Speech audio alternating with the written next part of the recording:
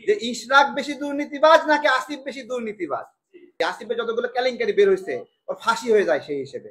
মানে ইশরাক কিছু ভোট পেয়েছে, আদালতের রায় পেয়েছে, ওইটা অ্যাকসেপ্টেবল না। একটা 150 টাকার ছেলে যে বাই চান্সে ক্ষমতায় ঢুকেছে, তো আসিফ একজনের নামে ডিও লেটার দিবে, দিয়ে 2 কোটি 20 কোটি 30 কোটি টাকা নেবে, ওইটা হলো গ্রহণযোগ্য। আসিফ কে তারেক কে হিংসে হয়? আসিফ নাহিদদের মতো খাইতে চাও? কিভাবে জানছো তারা যে খাচ্ছে, আবার 5 বছরের জন্য খাবে? তুমিও কিন্তু খেয়েছ বিকাশ। যাই হোক, খাওয়া খাওয়ি নিয়ে কামড়া কামড়ি শুরু হয়ে গেছে তোমাদের মধ্যে।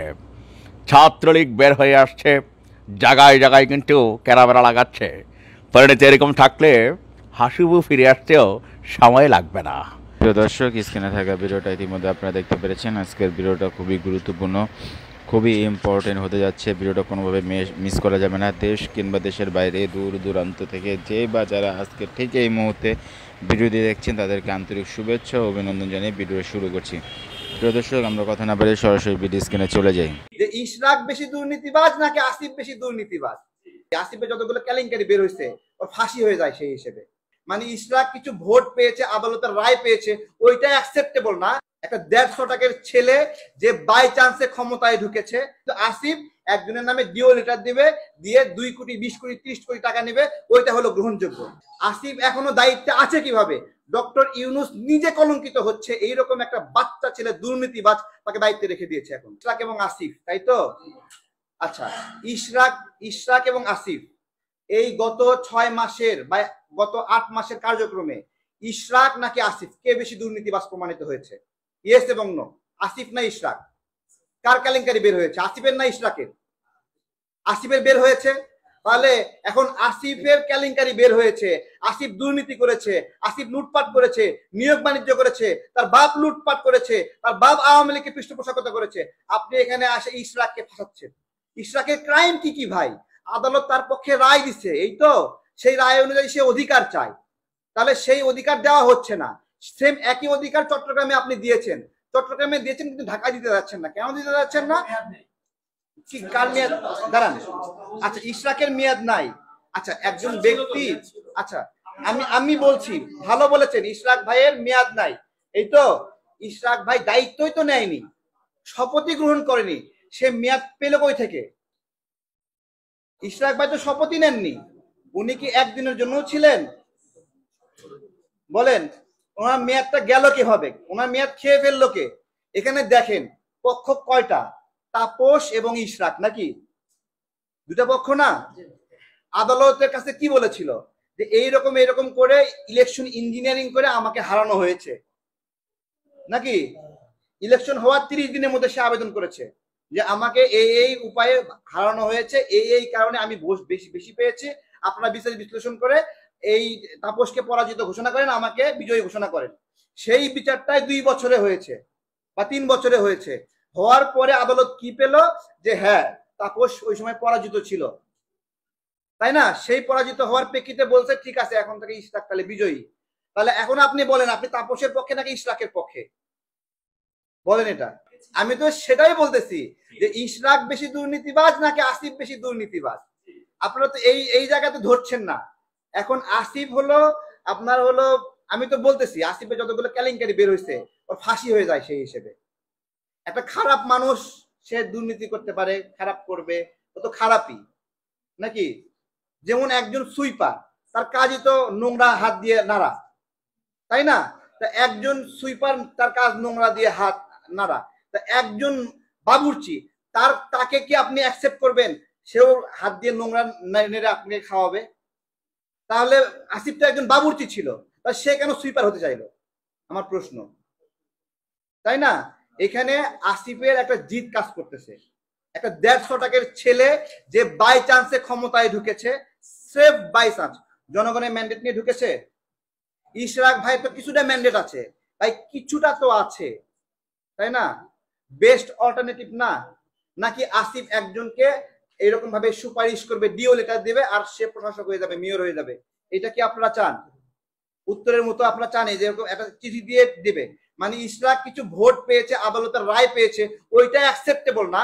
কিন্তু আসিফ একজনের নামে ডিও লেটার দিবে, দিয়ে 2 কোটি 20 কোটি 30 কোটি টাকা নেবে, ওইটা হলো গ্রহণযোগ্য, তাই না? আপনারা আসিফ এখনো দায়িত্বে আছে কিভাবে, এটা তো আমাদের আশ্চর্য করে, তাই না? সে কি করছে, ভিয়েতনামে বট, চাইনিজ বট, ইন্ডিয়ান বট এগুলো ভাড়া কইরা তার এখানে দিয়ে কমেন্ট করাচ্ছে, তার এখানে লাইক নিচ্ছে, লাভ রেক কিনতেছে, কিনে কিনে দেখাচ্ছে কৃত্রিম ভাবে সে ব্যাপক জনপ্রিয় ভাবে আছে। অদ্ভুত তো, আসিফ এখনো দায়িত্বে আছে কিভাবে? ডক্টর ইউনূস নিজে কলঙ্কিত হচ্ছে, এইরকম একটা বাচ্চা ছেলে দুর্নীতিবাজ তাকে দায়িত্বে রেখে দিয়েছে, এখন তাকে ফেস করাচ্ছে সরকারের পক্ষ থেকে। এইটাই একটা এই সরকারের কলঙ্ক। আমরা তো বারবার বলছি, এখানে ব্যানার টাঙ্গিয়ে আমরা দেখিয়ে দিয়েছিলাম যে আসিফ কি কি দুর্নীতি করেছে।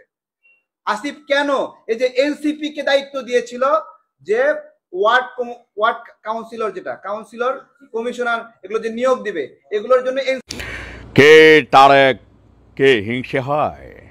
আসিফ নাহিদদের মতো খাইতে চাও? কিভাবে জানছো তারা যে খাচ্ছে, আবার 5 বছরের জন্য খাবে? তুমিও কিন্তু খেয়েছ বিকাশ। যাই হোক, খাওয়া খাওয়ি নিয়ে কামড়া কামড়ি শুরু হয়ে গেছে তোমাদের মধ্যে। ছাত্রলীগ বের হয়ে আসছে, জায়গায় জায়গায় কিন্তু কেরাবেরা লাগাচ্ছে। পরিণতি এরকম থাকলে হাসিবু ফিরে আসতেও সময় লাগবে না।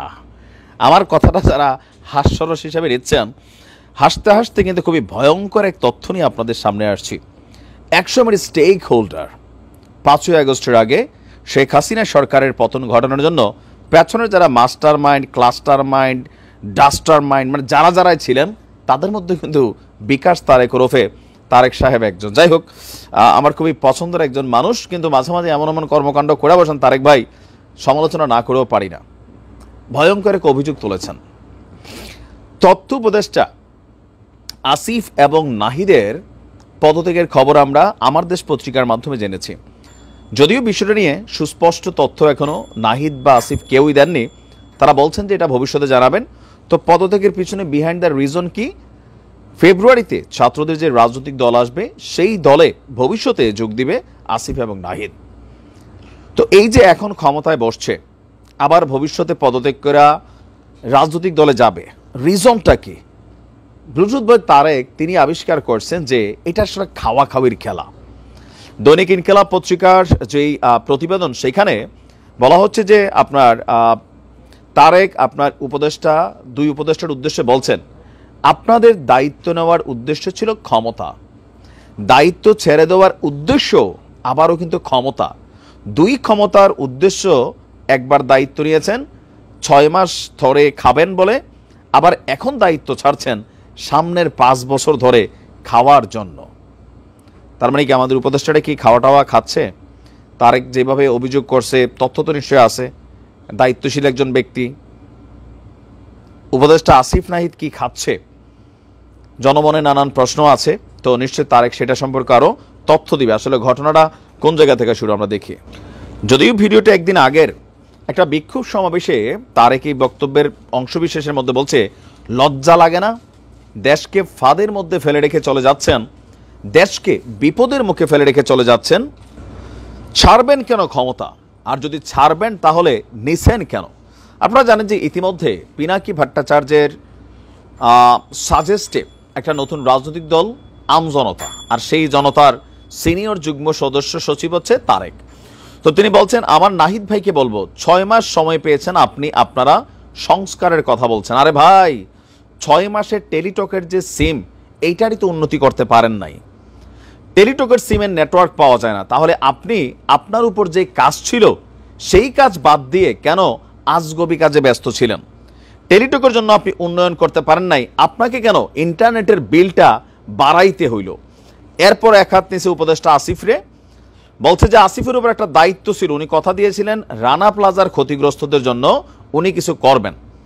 108 কোটি টাকা শেখ হাসিনা চুরি করেছিল, প্রধানমন্ত্রীর দপ্তর থেকে সেই টাকা উদ্ধার করে রানা প্লাজার ক্ষতিগ্রস্তদের দিবেন।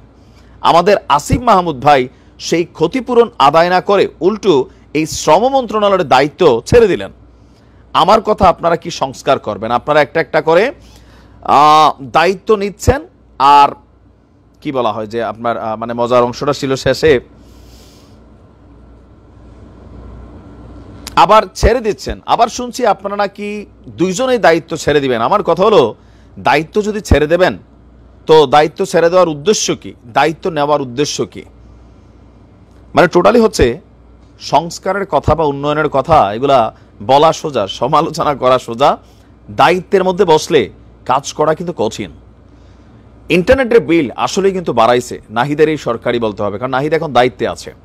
এরকম প্রত্যেকটা সেক্টরে নানান ঘটনা ঘটছে, দেশে মব জাস্টিস বেড়ে গেছে, মানে নানান ধরনের অ্যাক্টিভিটিস চলছে। তো স্বাভাবিকভাবে যত দিন যাবে তত সরকারের হানিমুন পুরুষ শেষ হবে, মানুষ এটা নিয়ে সমালোচনা করবে, খাওয়া খাইয়ের খেলায় যারা খাইতে পারতেছে না তাদের মধ্যে আহাজারি তৈরি হবে, যারা খাচ্ছে তাদের প্রতি বক্তব্য আসবে। টোটালি ক্ষমতা হচ্ছে এখানে মেইন। ডক্টর মোহাম্মদ ইউনূসের সরকার আসলে দেশকে কতটুকু সঠিকভাবে চালাতে পারবেন এটা নিয়ে এখন মানুষের মধ্যে প্রশ্ন উঠছে। কাগজে কলমে অনেক কথা আমরা শুনছি, কিন্তু প্র্যাকটিক্যালি সব কিছুই এলোমেলো হয়ে যাচ্ছে। হোপসো যারা দেখার তারা দেখছেন, যারা সিদ্ধান্ত নেবার নিশ্চয় তারা সিদ্ধান্ত নেবেন। মানুষ একটু শান্তি চায়, দিন রাত আন্দোলন এইটা সেইটা, ভাই মানুষ বিরক্ত, ঢাকা শহর যাইতে চায় না। যদি পারেন এগুলাকে ব্যালেন্স করে, না পারলে নির্বাচন দিয়া আসলে ছাইরা দেন। এই সংস্কার বলতে বলতে দেশের 12টা কিন্তু বাইজাই যাচ্ছে, অনেক কিছু ইমব্যালেন্সড। যদি পারেন এগুলোকে ব্যালেন্স করেন। ভালো থাকুন। ইতিমধ্যে আপনারা দেখতে পেরেছেন ভিডিওটা খুবই ইম্পর্টেন্ট, গুরুত্বপূর্ণ ছিল। ভিডিও ভালো লাগলে অবশ্যই শেয়ার করে দিবেন, মূল্যবান মতামতগুলো কমেন্ট বক্সে কমেন্ট করে জানিয়ে দেবেন। আপডেট ভিডিও পেতে চাইলে 9-10 মিনিটের চোখ রাখবেন। ভালো থাকবেন, সুস্থ থাকবেন, এই বলে এখান থেকে বিদায় নিয়ে নিচ্ছি। আল্লাহ হাফেজ।